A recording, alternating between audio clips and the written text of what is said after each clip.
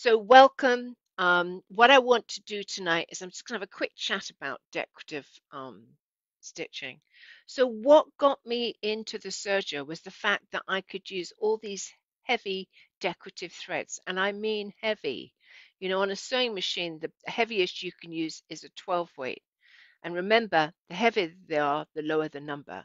So on the serger, you can use 5 weight, you can use 3 weight, you can have great big um, yarns, threads, whatever, that you can put through this machine. And I just think that's so exciting because I can get so many different looks. Okay, so the other thing that's great about serger is it finishes the edge. No other machine does that. It finishes the edge. So for instance, on this, I did blanket stitch on the edge. Now, of course, I could blanket stitch on the same machine, but it wouldn't necessarily cover the edge with a stitch like this is done. I've got stitch below. Um, and there's just so many times when it's fun to finish an edge. I can use wire underneath it to make it stiffer. I mean, there's just so I just want to cover something tonight. What happened was somebody put a post up and they showed a stitch that you can do on machines that have tensions, particularly the Banina L890. And it was a stitch done by Gail Yellen, who's a friend of mine. And you can certainly find it on her site for the Banina L890. And what it is it's two bands of color and the stitch rolls to the back. Okay, so you get two lines of color and it is effective. And many of you were saying, well, I want that stitch, but I have a baby lock with automatic tension, so I can't change it enough to get that look. But in fact you can. Just gonna make you hang on 1 second. Sorry. Come on, Noisy, go to your bed.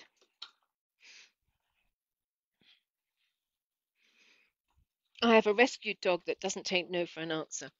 Right, so that's what I want to cover tonight. It's really super simple, but I think you'll like the look. And I had never thought to do it, so while it's simple, it's worth worth adding to your repertoire of great stitches and threads. And thread, it's all about the threads, okay? You've got to get into threads if you've got serger. Somebody asked what the pattern was that I used for my top. It is the Elita jacket by Style Arc Patterns. Okay, so what I'm going to do is turn you around and lead you through this. And I'm going to lead you through this stitch, which I've already got threaded. And then I'm going to rethread. And I want to show you how to rethread if you're using a very heavy thread. Okay, so just a little bit of information on that. So I'm going to turn you around to my new toy, which is this new thing, which I hope is going to behave. There, I've got it. Right.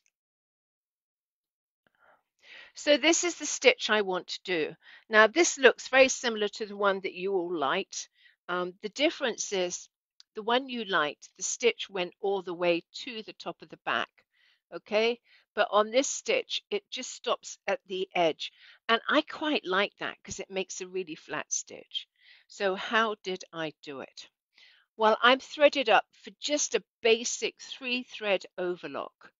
Okay, and I have my stitch, I'm using my O1 needle, and I have my stitch selector on A alpha, and I have my stitch width on 7.5, that's as wide as I can get. And I'm using a 12 weight thread. It's actually Accent by Wonderfil. It's a 12 weight thread. It's the gold thread you're seeing here. And I have my stitch length on 1, okay? So that's going to give me a satin look type column. And I just want to tell you that my differential feed is on 1.3. And the reason for that is when you sew on the edge of fabric with decorative thread, it does, you're putting a lot of stitches on the edge. So even with a woven, it could well stretch it. So to compensate for that, I always use my differential feed, otherwise it can be a bit wavy. But test it out in your fabric first. So as I said, I am threaded up and I am going to just stitch along here. Oh, this is much easier. I don't have to have such long arms. Right. So you can see it's moving really slowly because my stitch length is so short. And I think that always panics people slightly because they think it's not moving at all. But it is. And I just have to let it feed itself. And I'm not actually cutting anything off apart from just here because it was a bit uneven in the way I cut it. So just going to stitch it along. I'm not going super fast because I'm using decorative thread and there is no braking system on this. So if you stop and start, you could get a uneven stitch. But I think you'll agree my stitch is perfectly even. Okay. So that is the gold. So what I want to do now is I want to add the turquoise. And the turquoise is Glamour. It's a rayon thread. I think it's rayon. Pretty sure it is, with a glitter to it. So really nice. And don't forget that glittery fabrics, glittery threads, don't give you the problem on this machine that they do on the sewing machine.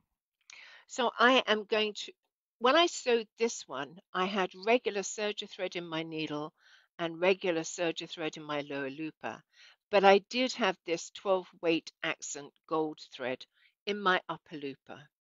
So what I want to do now, that was a wide stitch. What I want to do now is select a 3-thread overlock narrow, and I want to put this in my upper looper.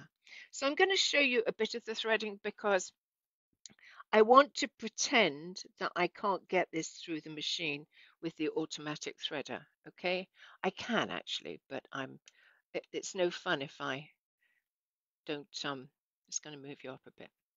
If I don't show you all of it. So just let me loosen this and move it up a bit. Actually, I can move it back a bit. That would probably be good. Okay, so I've got more of the machine in to focus. Sorry, probably giddy after that, but it was easier for me. Right, so I'm going to cut my upper looper thread and I'm going to cheat and I'm not going to cut my needle thread. Okay, I didn't tell you this. Right, so I'm just going to run my upper looper thread out, which is the only one I've cut, because I want to replace it with a turquoise. And the easiest way to do it is just to hold on to the thread chain at the back and run it out until I just have the lower looper thread and the needle thread, okay? And they are both just regular serger threads. So I'm going to cut that and I am going to move my needle. Now, by rights, I should rethread it all up to 2, but I think I'm going to get away with it.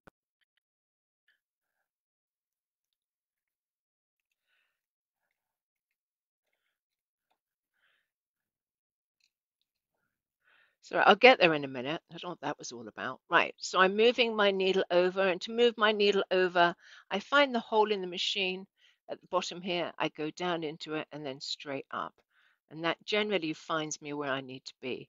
So I've moved it to the right needle position, the O2 needle position. Remember, you can do this on any serger. So some of you call it an O2 needle, some of you call it a right needle. Both the same thing. Right, I'm going to take my gold off and I'm going to thread up my blue. And I'm going to take this, I'm going to place it on the upper looper spool pin. I'm going to come up through the upper looper and then I'm going to, I know you can't see this, but I'm going to floss it into the upper looper. And this is the bit I wanted to show you. So this is a 12 weight and it would go through my machine most likely.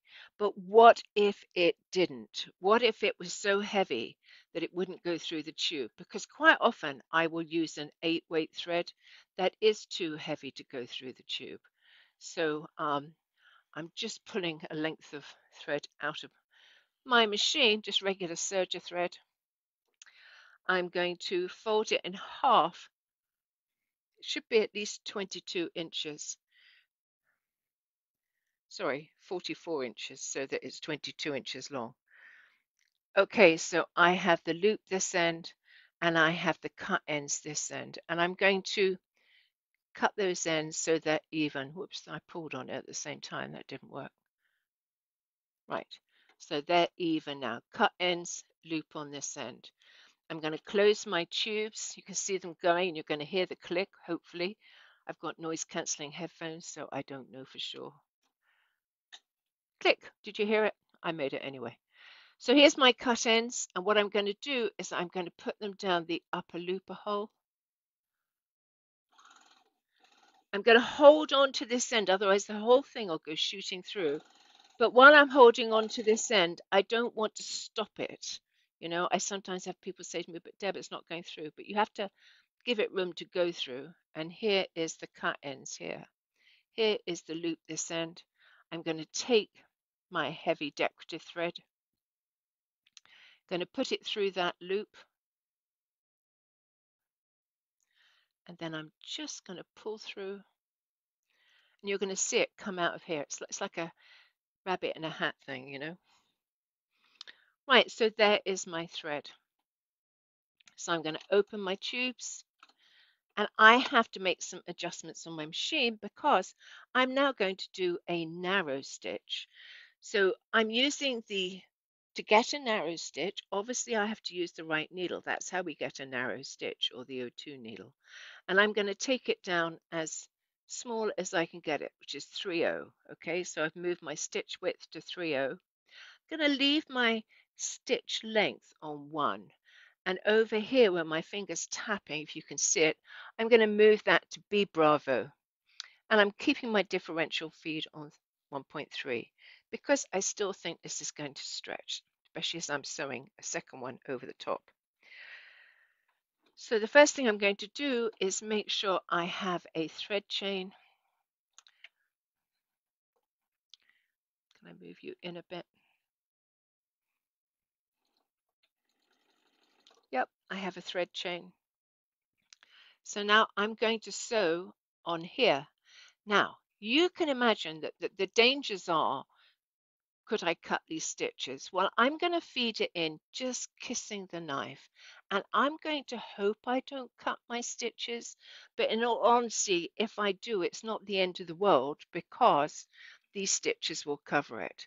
So I'm going to lift my foot and put it right back to the needle, my favored start, and I'm going to get going. And as I always say, get don't get frustrated by the fact that it's moving so little, because I've got it on a really narrow length. Oh, I just caught a stitch there. You may not have seen it. But I'm going to try and not cut my stitches, but the world won't end if I do, because I'm sewing over, um, and I'm just having this edge kissing the front of the knife. Now, a lot of you would say to me, can you take that keen on doing that? Because then I have no guide. And not only that, but it's sometimes dangerous to do that. So what I've gotten really good at is knowing where my knife is and how to feed it. And you can see it feeding in there. I can see the knife just there. I can see it's just a fraction, a very small fraction to the left of the knife. But I have got a few bit of fluff here, so I must have caught some, but I didn't see any cut edges. Right, so I'm going to stitch off.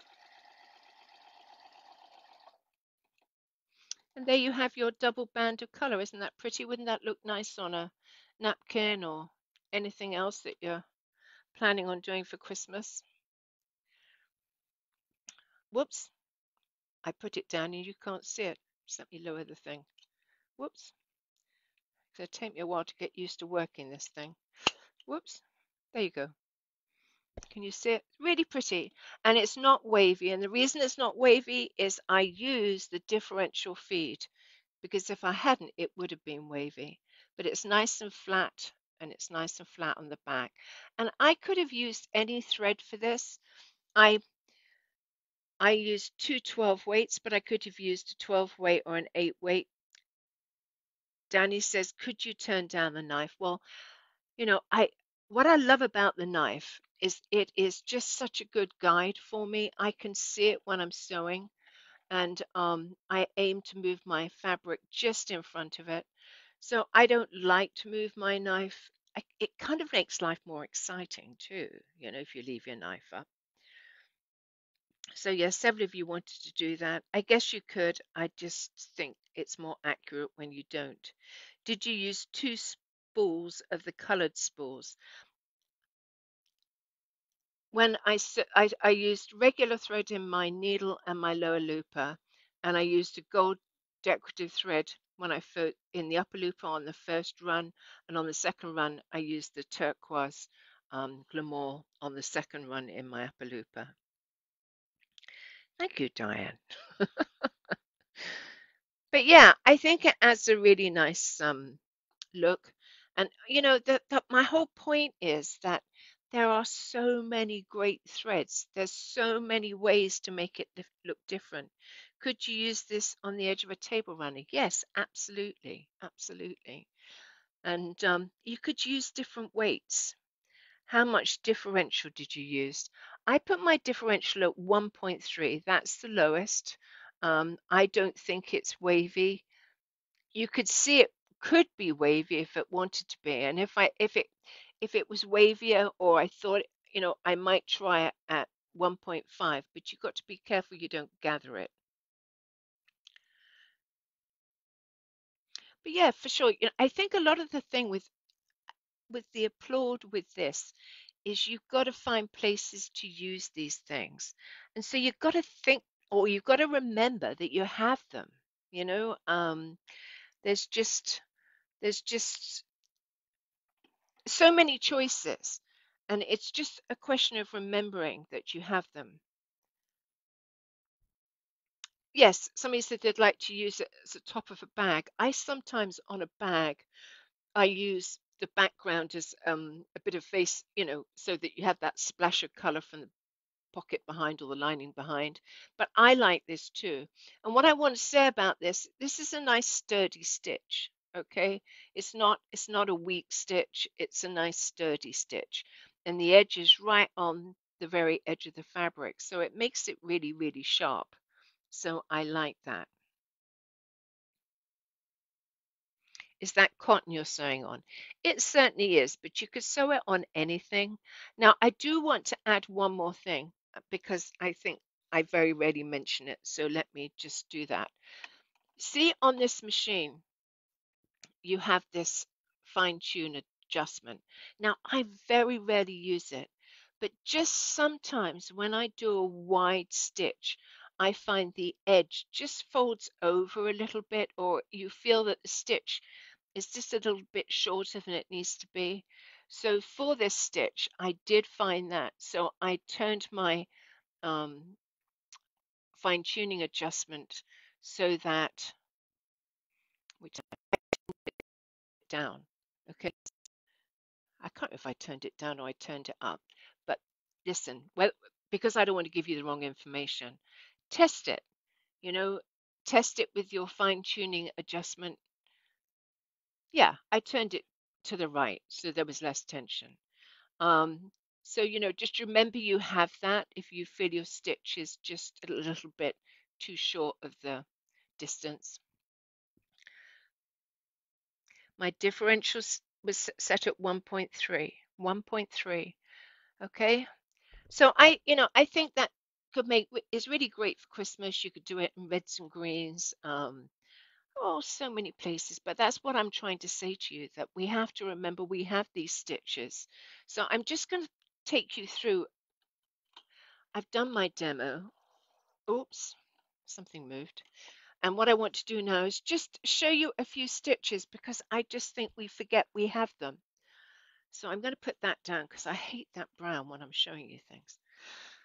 Right, so this is my creative tote and it's all about decorative stitching. So this is 3 thread using 8 weight stitches. And then what I did was, it's called a Mexican wave, and I just used a chain stitch and I went in that direction, then I went in that direction, then I went in that direction. And you see how it made that textured stitch. Now I actually use that a lot because I love the texture of it. But let's have a look at some other things. Here we have a wave stitch, okay, and I used 8-weight thread.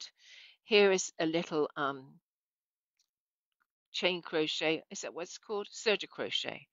And it's not my favorite because you catch it, okay, but that's by the by. So here's 3 thread again, and I've used a variegated thread. How pretty is that? And then let's go over to here. I'm giving you a whole load of stuff so that you can just remember you have decorative abilities with these machines. So this is really cool. It is a rolled edge done on a fold. So it gives the impression of being cording. And I actually really like that. And again, I haven't used that for a while, so I need to remind myself. And then these other stitches are actually chain stitches. Not every serger has cover and chain, but if you have the combo machines, you have it. And what I love about the chain, do you see how textured that is? So that's one of my favorite stitches. Here, I've put a zipper in using flat lock. Now, in our class the other day, I think I have a sample. Oh, I don't think I brought one down. They put a zipper in using flat lock wave. But here, this is an example of flat lock wave. Okay, so there you're putting a zipper in with flat lock wave. These are 12-weight threads. And flat lock has 2 sides. It has the underside and the upper side. The upper side is like little ladders, and see how we put some ribbon underneath this, and then we put some trim in it. And then there's just a wave stitch on there. So you have all these stitches and more that you could be using, but of course you have to remember that you've got them. So here we have a wave stitch on a flan. This is using 8-weight thread. See how different it looks when you use different threads, 8-weight. This is something I quite like, which I haven't used in a long time, but I did it on this bag. Do you see this bag? This is elastic. And all I've done is sewn over the elastic. You can see the elastic just underneath with a decorative thread and a very short stitch length. And so I made that pretty, whatever you want to call it, pretty stitching. But it's just sewn over elastic. Isn't that cute? So there's another time to use it. This is my chain stitch with the decorative thread in the chain looper, and this is 8-weight thread, and you see how textured it is. That used to get me so excited. That's how I ever got into sergers. I just love chain stitch. But since then, there's been lots of other stitches that have come, forward, particularly with the applaud. This is a rolled edge using a really heavy glittery thread. This is another thing I like. It is a narrow 3-thread overlock. But you see when you use decorative thread in the lower looper and the upper looper had the pink and the lower looper had the gold. Do you see how you get that nice beaded edge? Like that effect. And then we're back to again, which is probably my favorite stitch because there's so much you can do with it. So this is the underside, and you get this kind of look, and you could put ribbon and stuff onto that. And if you see those pink stitches, that's where the decorative thread is in the needle. Now remember with flat lock, you only have 2 threads. You have the lower looper and the needle. So that's the lower looper, decorative thread in the lower looper, and that's the decorative thread in the needle. So pretty cool. What else have I got to show you? Doesn't matter which serger you have, there's so much. So this is a 3-thread overlock, okay, using 8-weight variegated thread. Do you see how nicely it just finished this edge? Okay, let me undo it. So, if you need to finish the edge on something, isn't that cute? Now, it's always easier with a slightly narrower stitch than a wide stitch.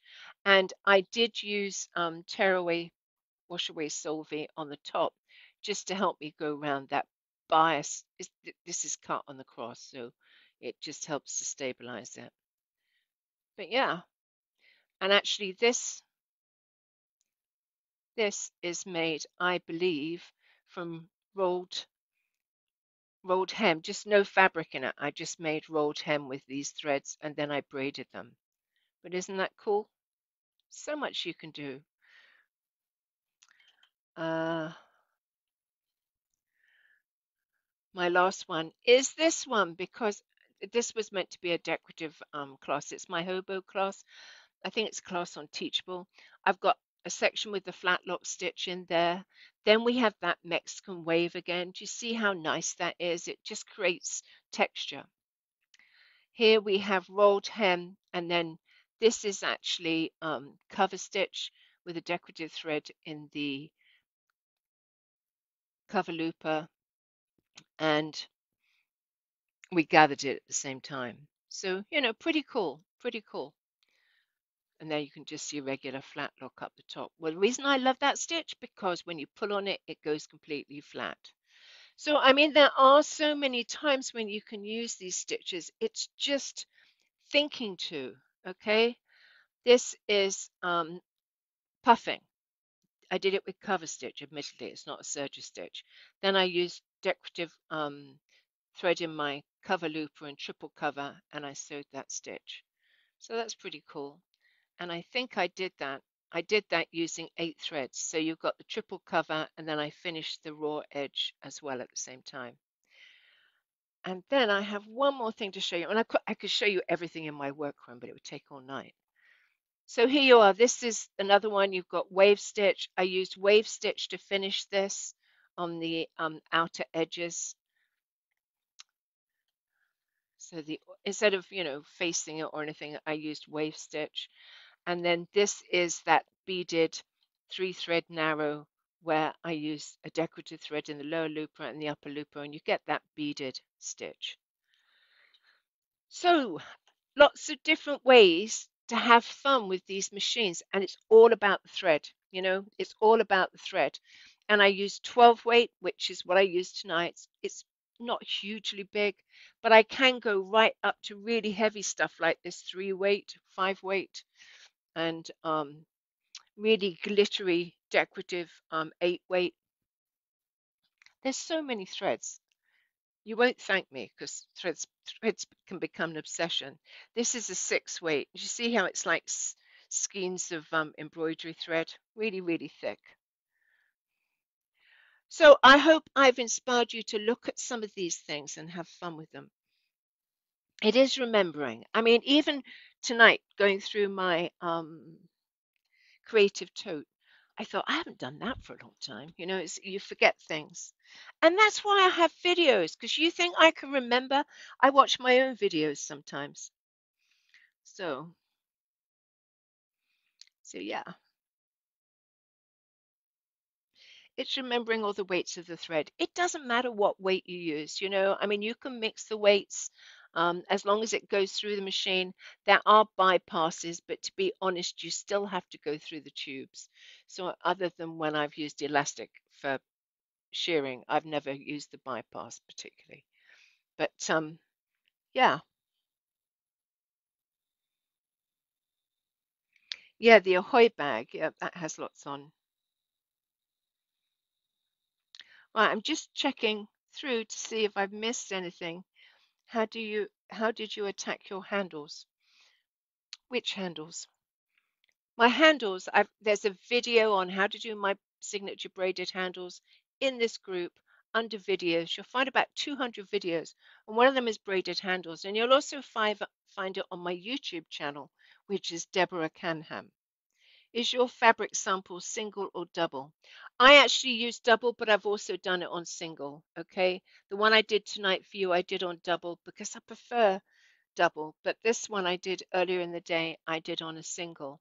Now, of course, you can expect it to stretch a bit more on a single than you can a double, but it will easily do something like table mats and things like that because the edge of the stitch is on the edge, and that makes it easier to work with. Okay, so it will definitely do that.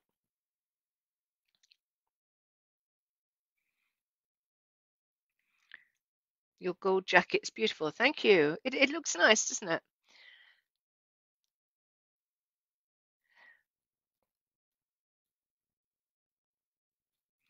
Okay, so I am going to leave you because I have still to get Richard's dinner, which is ready. I've just got to heat it up. So I will see you all. I probably won't see you next week because it's Thanksgiving week, I think. and I don't know. You're going to have to watch carefully because I have got some things going on. But I'll always announce it in the group, and you can always get hold of me in the group. And I shall see my online serger people in a couple of weeks. And I hope you all have a great week. No stress. Enjoy sewing. Christmas is coming. Holidays are coming. Okay, take care. Thanks so much for coming in and joining me. I really appreciate it. Good night.